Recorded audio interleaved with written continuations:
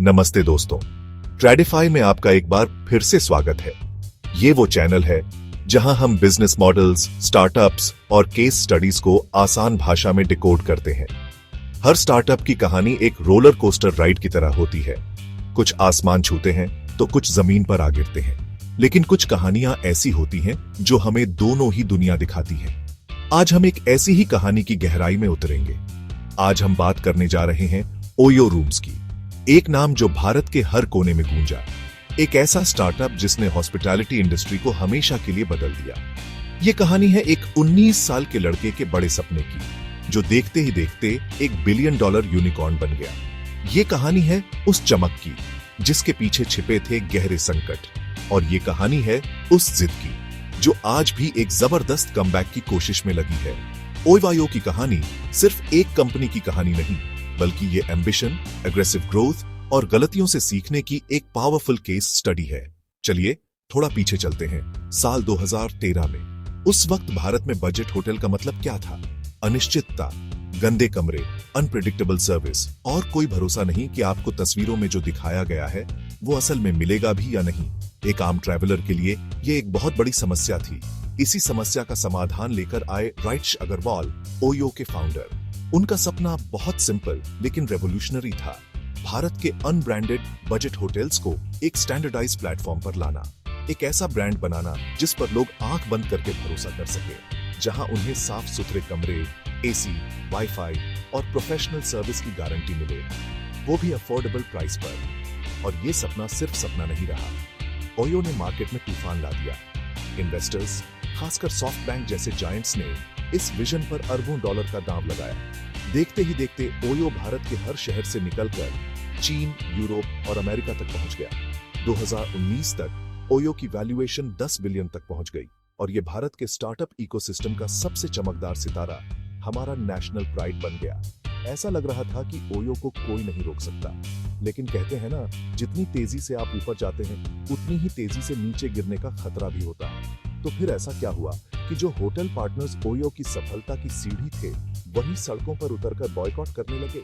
वो कौन सी aggressive growth strategies थीं जिनकी वजह से कंपनी हजारों करोड़ के लॉस में डूब गई? और क्यों ओयो का बहुप्रतीक्षित आईपीओ बार बार अटकता रहा? क्या ये सिर्फ मार्केट कंडीशंस का नतीजा था, या कंपनी के बिजनेस मॉडल में भी कोई बुनियादी खामी थी? आज के इस डिटेल्ड केस स्टडी में हम इन्हीं सवालों के जवाब ढूंढेंगे। हम ओयो के बिजनेस मॉडल को परत दर परत समझेंगे। हम उनकी उन गलतियों का एनालिसिस करेंगे जिनसे हर स्टार्टअप को सीखना चाहिए, और अंत में हम उनकी मौजूदा कमबैक स्ट्रैटेजी को डिकोड करेंगे और जानेंगे कि क्या ओयो वाकई अपनी गलतियों से सीखकर एक प्रॉफिटेबल फ्यूचर की ओर बढ़ रहा है। तो बने रहिए हमारे साथ ट्रेडिफाई पर ओयो की इस अविश्वसनीय यात्रा को समझने के लिए। 19 साल के राइच अग्रवाल ने ओरावल स्टेज से शुरुआत, फिर ओयो रूम्स बनाया। यूएसपी, बजट होटल्स को ब्रांडिंग बेस्ड स्टैंडर्डाइजेशन देकर कस्टमर्स को अफोर्डेबल स्टे देना। 2015 सीज, सॉफ्ट बैंक और सिकोया जैसी big funding, aggressive expansion, 80 countries, लाखों rooms. Asset light model, OYO खुद होटल्स का ओनर नहीं, सिर्फ फ्रेंचाइज मैनेजमेंट, रैपिड स्केल, जबरदस्त मार्केटिंग, हर यात्री का ओयो। ओयो का एक्सपेंशन रॉकेट की स्पीड से हुआ, जिसे ब्लिट्ज स्केलिंग कहते हैं। लेकिन इस होड़ में कंपनी की नींव ही कमजोर पड़ गई। हर शहर में ओयो का बोर्ड तो लगा, पर मजबूत सिस्टम्स और क्वालिटी कंट्रोल पीछे छूट गए। बुकिंग से लेकर पार्टनर मैनेजमेंट तक सब कुछ बिखरने लगा। यह ग्रोथ एट ओनल कॉस्ट का एक क्लासिक केस था, जहां क्वांटिटी ने क्वालिटी को नजरअंदाज कर दिया। इसका पहला असर पार्टनर्स पर दिखा। होटल ओनर्स, जो ओयो की सफलता की रीढ़ थे, अब खुद को फंसा हुआ महसूस करने लगे। ओयो के भारी भरकम कमीशन, मनमानी पेनल्टीज और प्राइस कंट्रोल्स ने उनकी कमाई खत्म कर दी थी। उन्हें लगा कि वो अपने ही होटल के मालिक नहीं रहे। ये पार्टनरशिप एक लड़ाई में बदल चुकी थी, और देश भर में प्रोटेस्ट शुरू हो गए। जब होटल मालिक ही नाखुश थे, तो इसका असर कस्टमर एक्सपीरियंस पर पड़ना तय था। ओयो का भरोसेमंद स्टे का वादा टूट गया। ग्राहकों को गंदे कमरे, खराब सर्विस और बुकिंग के बावजूद चेक इन से इनकार का सामना करना पड़ा। सोशल मीडिया पर शिकायतों की बाढ़ आ गई, और ओयो की इमेज एक भरोसेमंद ब्रांड से अविश्वसनीय बन गई। इन सब के पीछे था हाई कैश बर्न। डिस्काउंट और मार्केटिंग पर अंधाधंध पैसा बहाया जा रहा था, जिससे घाटा आसमान छू रहा था। और फिर जब ओयो पहले से ही मुश्किलों से जूझ रहा था, तब आया कोविड-19 का कहर। हॉस्पिटैलिटी सेक्टर ठप हो गया, रेवेन्यू 27% तक गिर गया और कंपनी को जिंदा रहने के लिए बड़े पैमाने पर छंटनी जैसे कड़े फैसले लेने पड़े। ये ओयो के लिए एक तूफानी दौर था। 2019 में जहां कंपनी 10 बिलियन की वैल्यूएशन पर थी, वहीं 2020 तक रेवेन्यू क्रैश और भारी नुकसान ने उसे घुटनों पर ला दिया। 2021-22 का समय कॉस्ट कटिंग और रिस्ट्रक्चरिंग का था, अपनी गलतियों को सुधारने की एक कोशिश। इसी उथल-पुथल के बीच आईपीओ की योजना भी स्थगित करनी पड़ी। मुख्य बाजारों पर वापस ध्यान केंद्रित भारत और कुछ चुनिंदा देश, टेक ड्रिवन पार्टनर मैनेजमेंट, बेहतर कमीशन मॉडल ग्राहकों के लिए, OYO wizard loyalty program, cost cutting, leaner operations, भविष्य की लिस्टिंग के लिए आईपीओ की तैयारी, मजबूत सिस्टम के बिना तेज ग्रोथ, स्यू मुसीबत पार्टनर का भरोसा, लगातार अच्छी क्वालिटी, सीज जरूरी प्रॉफिटेबिलिटी, वैनिटी मेट्रिक्स, सर्वाइवल के लिए क्राइसिस मैनेजमेंट और पिवोटिंग मायने रखते हैं। तो आज ओयो कहां खड़ा है? तमाम उतार चढ़ावों के बावजूद ओयो आज भी कमरों की संख्या के हिसाब से भारत का सबसे बड़ा होटल नेटवर्क बना हुआ है। ये सिर्फ एक दावा नहीं, बल्कि एक जमीनी हकीकत है। कंपनी के पास भारत के 300 से ज्यादा शहरों में 1.5 लाख से ज्यादा होटल रूम्स का नेटवर्क है। लेकिन अब उनकी रणनीति बदल गई है। मेट्रो शहरों की भीड़ से हटकर ओयो का असली किला अब टियर 2 और टियर 3 शहर बन चुके हैं। इन छोटे शहरों और कस्बों में ओयो का लाल और सफेद लोगो सिर्फ एक ब्रांड नहीं, बल्कि भरोसे और किफायतीपन का प्रतीक बन गया है।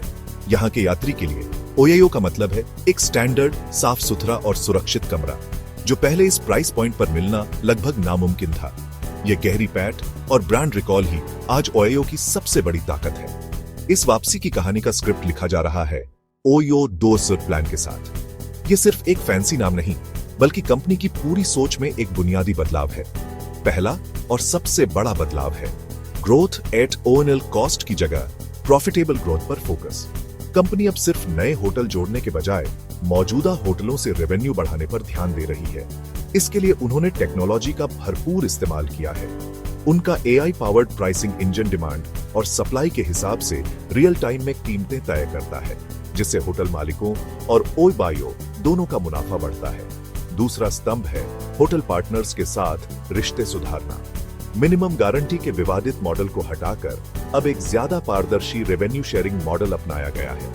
पार्टनर्स के लिए ओयो जैसा ऐप बनाया गया है, जिससे वे अपनी बुकिंग्स और कमाई को आसानी से ट्रैक कर सकते हैं। और तीसरा, ओयो ने अपने core markets Bharat, Indonesia, Malaysia और यूरोप के वेकेशन होम्स पर अपना ध्यान केंद्रित किया है, जहां वे पहले से ही मजबूत हैं। इन कदमों का असर भी दिखने लगा है। कंपनी ने हाल ही में अपना पहला पॉजिटिव एडजस्टेड EBITDA दर्ज किया, जो प्रॉफिटेबिलिटी की ओर एक बड़ा कदम है। इसी के दम पर ओयो अपने रुके हुए आईपीओ को फिर से लाने की तैयारी में है। अगर वे इस अनुशासन को बनाए रखते हैं, तो एक सफल आईपीओ और स्थायी मुनाफा अब दूर की कौड़ी नहीं लगता। तो दोस्तों, ओयो की कहानी सिर्फ एक कंपनी की कहानी नहीं है, यह भारतीय स्टार्टअप इकोसिस्टम के लिए एक जरूरी सबक है।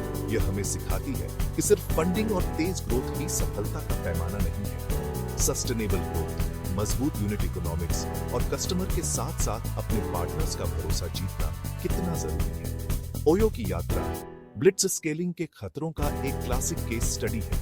कैसे बेतहाशा विस्तार क्वालिटी और कस्टमर एक्सपीरियंस को बर्बाद कर सकता है। लेकिन यह कहानी लचीलेपन और वापसी की भी है।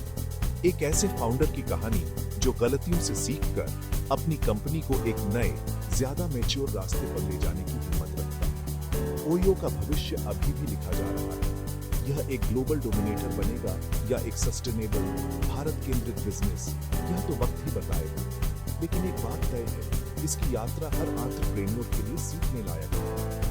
आपको क्या लगता है, क्या ओयो दूसरों का यह अनुशासित दृष्टिकोण कंपनी को उसकी पुरानी ऊंचाइयों पर वापस ले जा पाएगा, या फिर कंपटीशन और बाजार की चुनौतियां उस पर भारी पड़ेंगी? अपने विचार नीचे कमेंट्स में हमें जरूर बताएं।